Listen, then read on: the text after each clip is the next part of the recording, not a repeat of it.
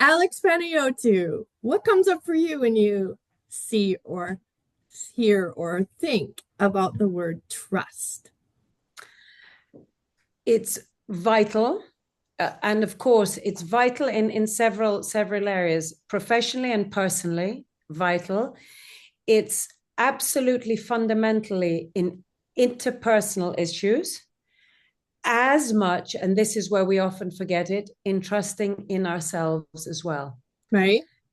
And and some people have difficulties in the interpersonal trust. Some people have major, and many people have major issues trusting themselves, trusting. But here, I'm really referring to trusting in ourselves, trusting in our inner voice, because and and tying in with the conversation about fear, some people confuse fear, the voice of fear and the fear mongering, which is a saboteur that comes in, with their inner voice. But we've lost, or rather we've been trained out of the ability, many people, of listening to their inner voice, their gut feeling. And Absolutely. but it's something that we can bring back into our lives, and we can learn to do this again, like we can learn to dream again, and learn to laugh again, and learn to let our hair down, metaphorically, and to dance in the rain. And I know this Right. sounds awfully poetic, but we need to learn these things, because this is what life is about. So we can't always be doing these safe things, and we shouldn't always be doing what other people advise us. The good intentions of others and their advice doesn't work for everybody, and very often it really doesn't. So we need to learn to be able to evaluate, because for navigating our careers, the one thing that each one of us needs to do is, we need our navigation system is what is right for us. Right. Mm-hmm. So Yep. whether it's choosing pathfinding your direction, your professional direction, or choosing the people that we keep in our lives, or what is right for us and what isn't right for us, is this inner voice? And we need to be able to trust it. First of all, Yeah. we need to be able to hear it. Right. How do you see that differing from self-sabotage? Like, how do we avoid self-sabotage and listen to our gut? Like, is our gut never going to lie? Is our gut never going to lead us into self-sabotage? How do you see the differences between those two? So the self-sabotage, so the fear saying, don't do it, don't do it, don't do it. This is, so if that's just to clarify, funnily enough, because I was an athlete, not just an athlete, but an extreme distance athlete, Yeah. I became able, through consciously, and let's say mindfully training, I was able to start judging if a pain in my leg or in my foot was actually a risk of injury, Yeah.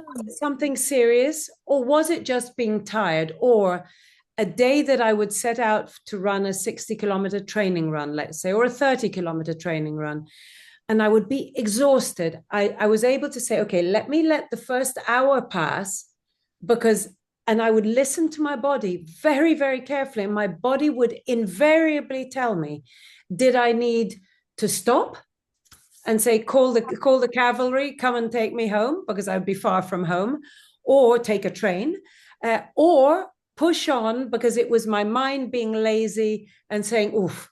So in the Right. same way, we've got used to listening to the voice of fear, to the saboteurs.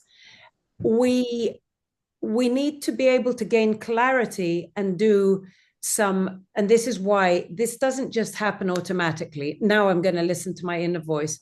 We need to practice. Sometimes we need support and help to be able to do this, to be able to start judging. We need to gain, first of all, clarity in our lives, in ourselves. And then we use a little bit of the logical part of our brain to start focusing on those areas. And then we're able to start seeing, when we hear the little voice saying, don't do it, or you should go like this, because it's not, it's very dangerous what you're thinking. It's a risk of what what you're saying to do. Right. When we can start listening to that, we take a step back, we bring in our logical mind, we say, okay, let's look at it. So we don't just we look at it and we say, okay, we start evaluating. By doing this, we say, is this right? Is this truly, is this, and also, do I really want it? So only it is like a muscle, because learning to use and to listen to this, if it sounds like fear mongering, and if it sounds like looking at what everyone else is doing, Yeah. or what is the, if the words Comparisonitis. comparisonitis or safetyitis, the safe thing to do, the logical thing to do is this. If the logical thing to do, however, makes you cringe inside or gives you heart palpitations, where are you feeling it in your body, and what are you feeling in your body? That's and huge. what are you feeling? So listening to your body, learning as an athlete to listen to my body, I then was able to start listening to my body to see, what is my body telling me? I had this conversation with a very, very close colleague at a time where he had to make a major decision. And he said, logic says I should be doing this. Every time I imagine myself in that particular situation, I started to get heart palpitations and start to feel as though I were getting an onset of a panic attack. Wow. So inner voice was saying, that's it. You've squeezed that area dry. Don't go back there. Go to the scary, go to the part, go to the area that fills you with excitement and passion and lights up your prefrontal cortex with little lamps and lovely colors in your head. Yeah. That's your inner voice. That's your inner voice. I love it. I love it. And then just do it. Well, and then exactly, risk assessment, check it out, and then just do it.